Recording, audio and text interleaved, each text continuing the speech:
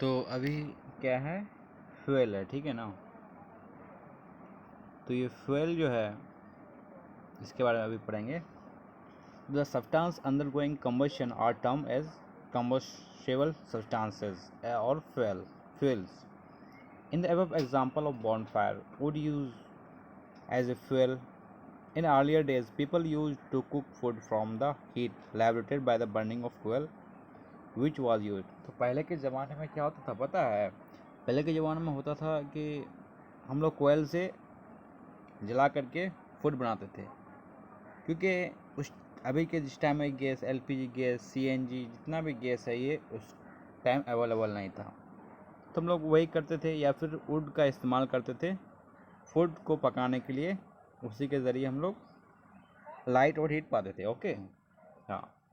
In modern we cook food using, जैसे अब हम लोग बोले ना, हम मॉडर्न में अभी हम लोग के टाइम में क्या करते हैं, एलपीजी। जैसे आप लोग देख पा रहे हैं क्या लिखा हुआ है, एलपीजी। एलपीजी के जरिए हम लोग फूड को प्रिपेयर करते हैं। फ्यूल, देखो गाइज मेरा प्रोनाउंसिएशन बहुत गलती हो रहा है फ्यूल और फ्यूल में, तो इसको आप लोग फ्यूल पढ़िएगा, ठीक है। Fuel can be available in 3 form. Fuel कितना 3 फॉर्म में अवेलेबल है, एक सॉलिड, लिक्विड, फिर गैसियस। तो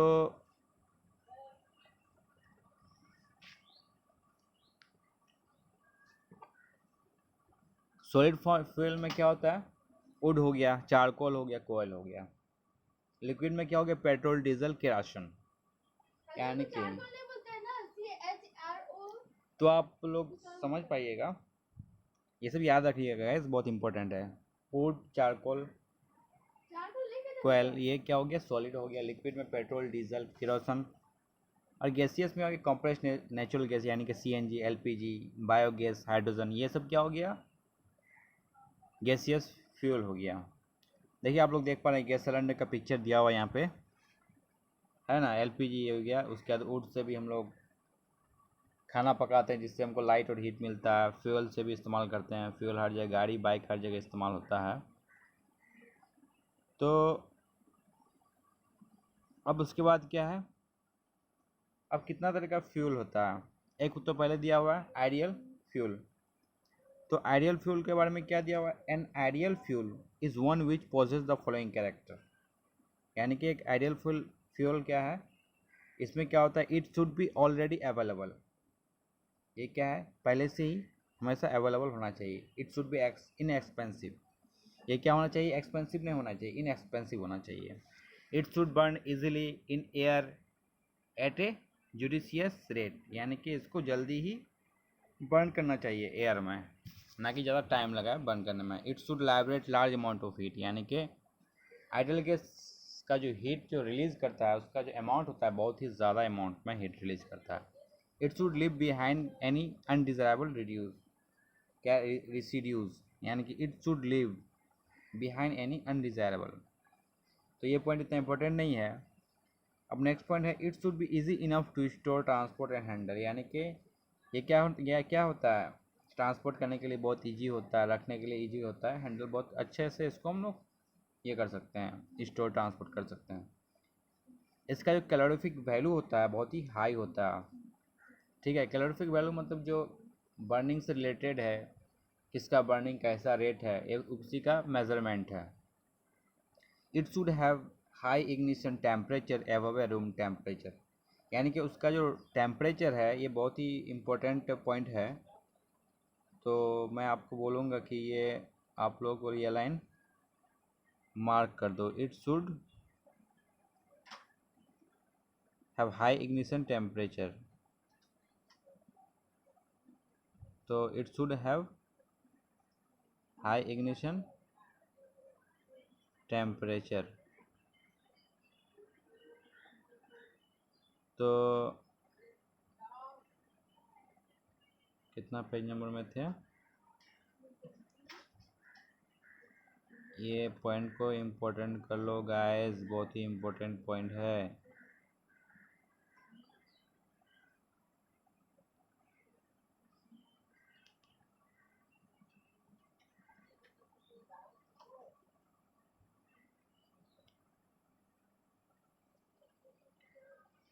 हाँ, ये इम्पोर्टेंट पॉइंट है आपका। इट शुड, उसके बाद है it should produce less hazardous product on burning, यानी कि it should produce less hazardous product on burning, यानी कि इसका जब हम लोग बर्निंग करते हैं ना, इसको जब जलाते हैं, इसका जो प्रोडक्ट होता है बहुत ही हैजर्डस मतलब क्या होता है। तो ये आप लोग का काम है, देख लीजिएगा, उसके बाद कमेंट बॉक्स में बताइएगा कि हैजर्डस का मीनिंग क्या है। But in reality there is no such fuel that can be regarded as an ideal fuel, यानी कि रियलिटी में कोई ऐसा फ्यूल नहीं है जो आइडियल फ्यूल के तौर पर हम लोग मान सकते हैं। We generally opt for the fuel that is capable of meeting maximum for our requirement, यानी कि we generally opt for a fuel, हम लोग वैसा फ्यूल ढूंढते हैं जो हम लोग का मैक्सिमम रिक्वायरमेंट को क्या करता है, यानी कि जितना ज़्यादा ज़रूरी होता है वो सब पूरा ज़रूरी को हम लोग का दूर करता है और काम आता है। अब क्या होता है फ्यूल इफ़िशियंसी। फ्यूल इफ़िशियंसी का मतलब अगर आप लोग में से कोई जानते हो तो कृपया हमें बताएं, नहीं जानते हो तो कोई बात नहीं।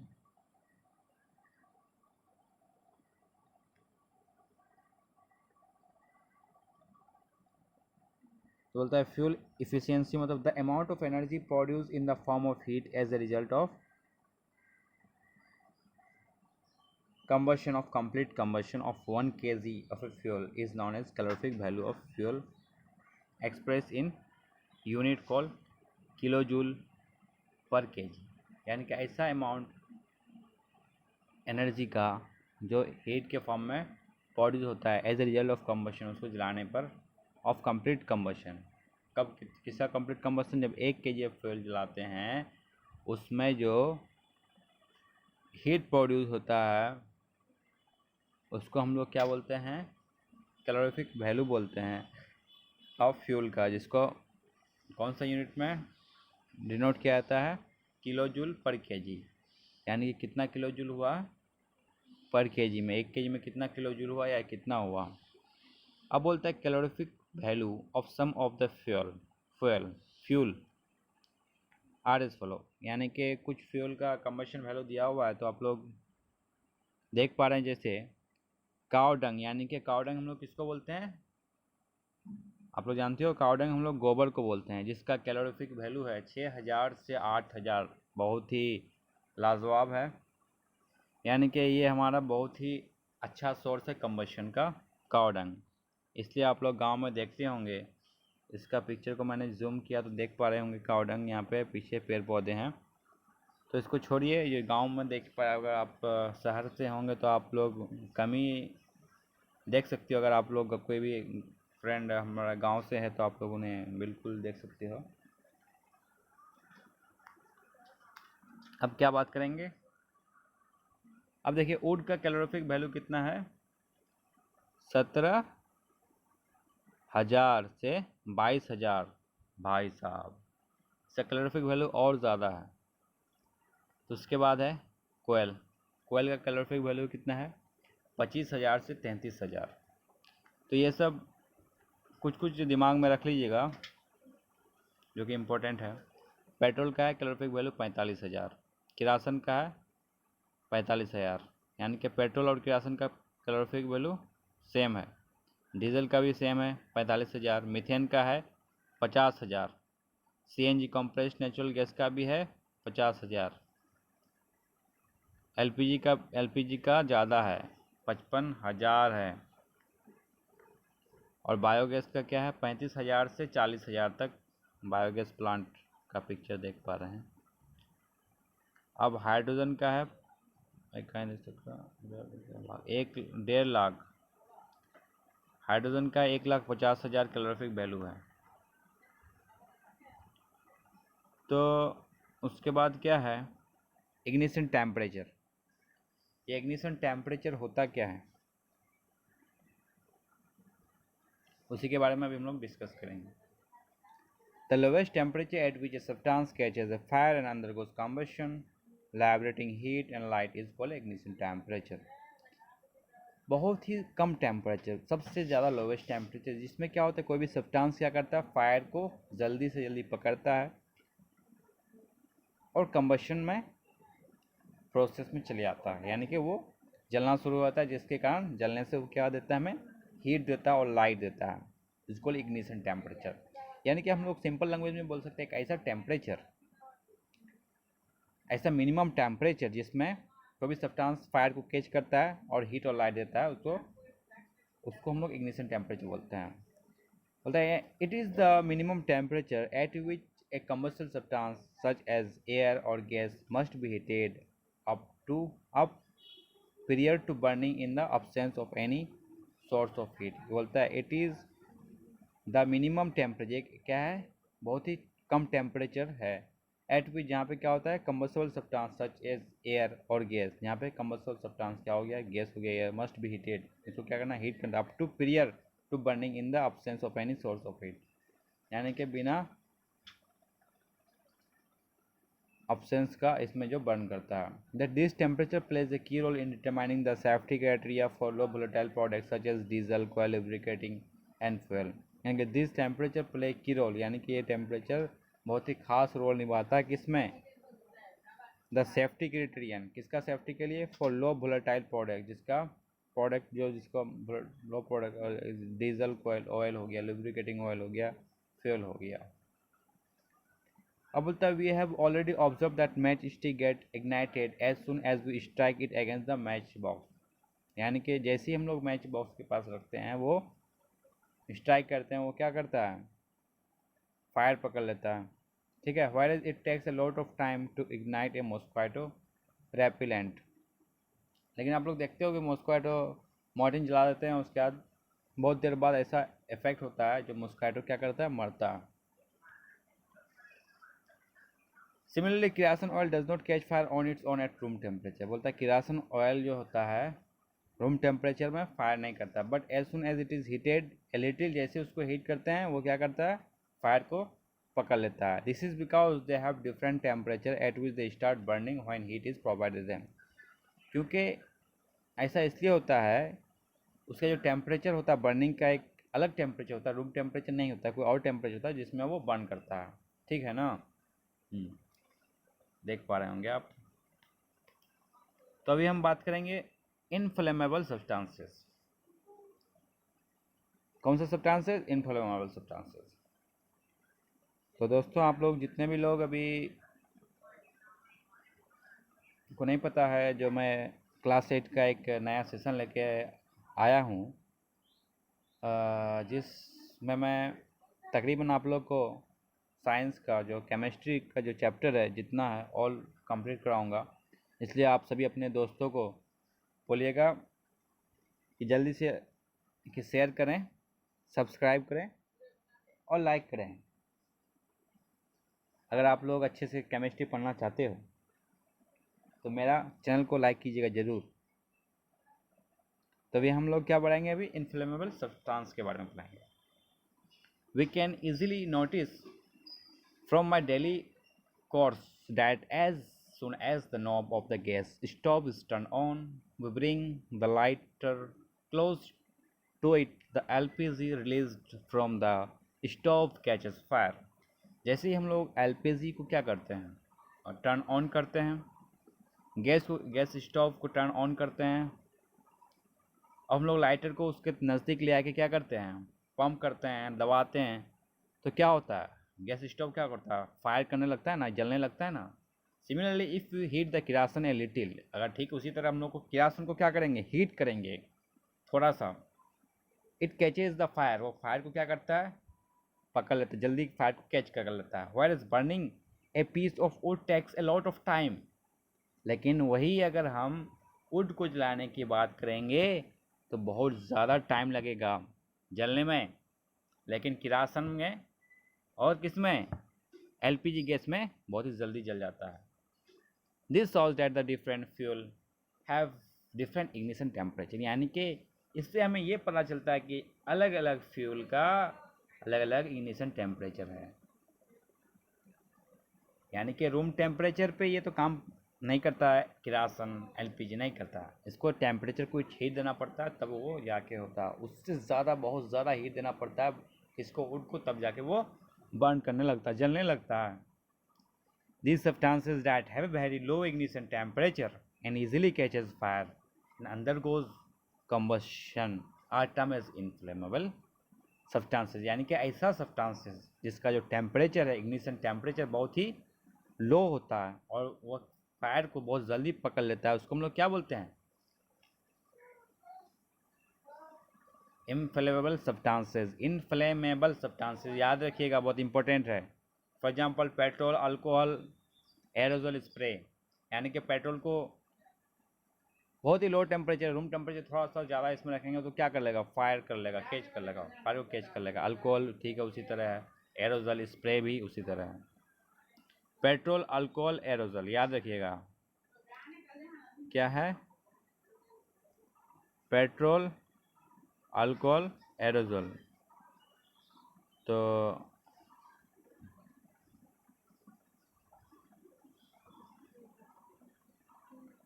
Petrol, alcohol, aerosol.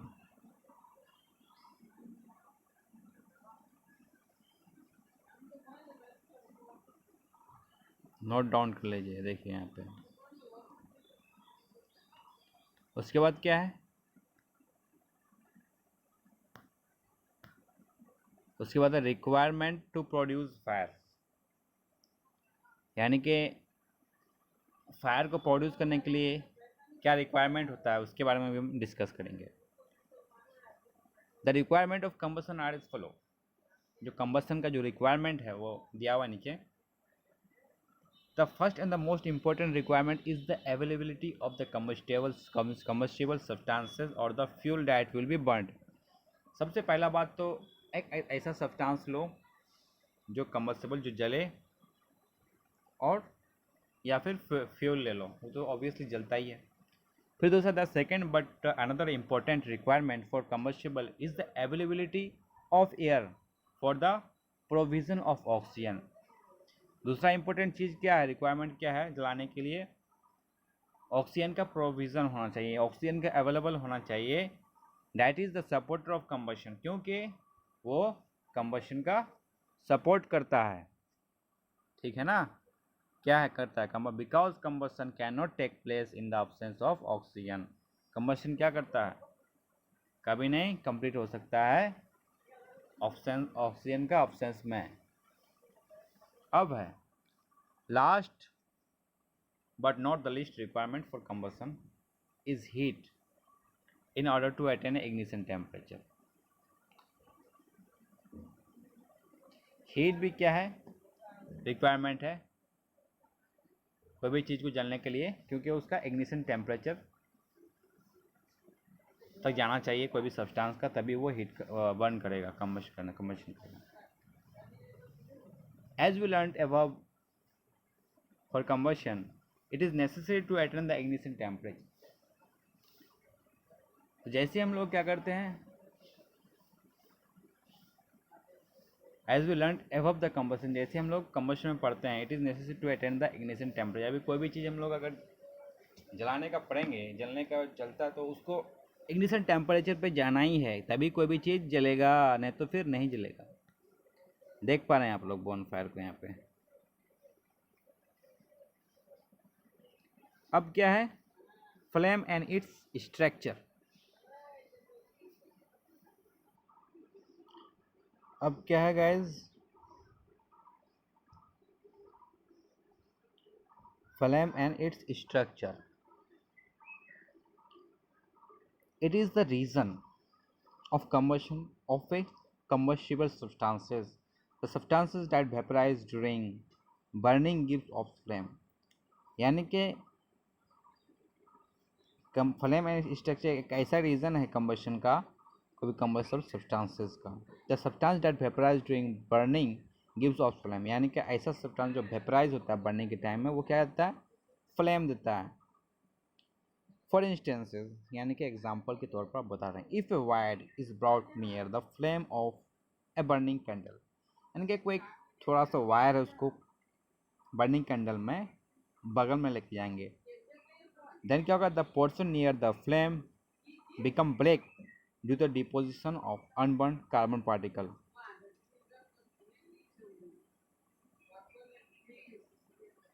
तो that portion near the flame become black, यानी कि ऐसा पोर्शन जो फ्लेम के नियर द ब्लैक, क्या बोलता है, that portion near the flame, जो फ्लेम के नज़दीक है वो क्या करता है, ब्लैक हो जाता है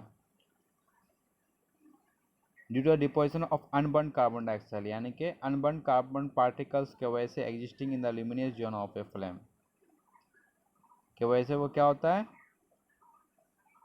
ब्लैक हो जाता है। सिमिलरली आप लोग नहीं समझ पाएंगे, देखिए अगर वायर, जो नहीं समझा फिर से सुनिए, if a wire is brought near the flame, अगर वायर को बर्निंग कैंडल के नज़दीक लाया गया, then that portion near the flame become black, वो जो पोर्शन होता है क्या हो जाता है, ब्लैक हो जाता है due to the deposition of unburnt carbon particle existing in the luminous zone of flame, यानी कि जो अनबर्न कार्बन पार्टिकल्स रहता है किसमें, फ्लेम, उसी की वजह से ब्लैक हो जाता है। Similarly burning of wax and kerosene also vaporise during burning and hints produce flame. ठीक उसी तरह क्या होता है, burning of wax and kerosene को जब क्या करते हैं, क्या करता है, वेपराइज का होता है, उसके बाद बर्निंग के टाइम यानी कि जलते टाइम वो भी क्या करता है, फ्लेम को प्रोड्यूस करता है। But on the other hand, लेकिन दूसरा और क्या बोलता है, a charcoal does not vaporise and hence does not produce flame on burning, यानी कि वो वेपराइज होता ही नहीं है, वेपर के फॉर्म में होता ही नहीं है, इसलिए वो फ्लेम नहीं करता है जब बर्निंग के टाइम में। फ्लेम मतलब जैसे आप देख पा रहे हो इस पिक्चर में यही होता है, एक क्या है, एक तरह का वैक्स कैंडल है, इसमें क्या होता है, हॉटेस्ट पार्ट सबसे ऊपर है, the outer zone of the complete combustion blue, moderately hot बीच में, middle zone of the partial combustion, least hot सबसे कम। तो आपको ये सबसे कम जो हॉट रहेगा वो नीचे रहेगा। अब बोलता है inner most zone of the unburned wax vapour, ठीक है ना। तो जो अनबर्न्ड वेपर वैक्स जो अभी बता रहे थे हम, जो ब्लैक फॉर्म रहता है किसका, कार्बन पार्टिकल्स का, वो नीचे रहता है। तो बोला the following figures of the different layer of following, ये जो फ्लेम है फिगर अलग अलग लेयर बताता है फ्लेम का, है ना। तो हम बात करेंगे क्या है, ways to put out fire, यानी कि फायर को कैसे, कहीं पे घर और में होता है फायर लग जाता है, फायर पकड़ लेता है, उसको कैसे हम लोग दूर करेंगे और कैसे हटाएंगे, तो उसी के बारे में भी हम लोग पढ़ेंगे। Fuel, air and heat are the mandatory requirement for combustion, यानी कि कोई भी चीज़ के कंबशन के लिए फ्यूल, एयर, हीट बहुत ही ज़रूरी चीज़ है। Elimination of any of this requirement will extinguish fire, यानी कि फ्यूल को हटा दो या फिर एयर को हटा दो या हीट को हटा दो, इग्निशन हीट को हटा दो, तो कोई भी सब्सटेंस का बर्निंग होना नामुमकिन है। Water can be use to extinguish fire, पानी क्या होगा, फायर के तौर पर इस्तेमाल होता है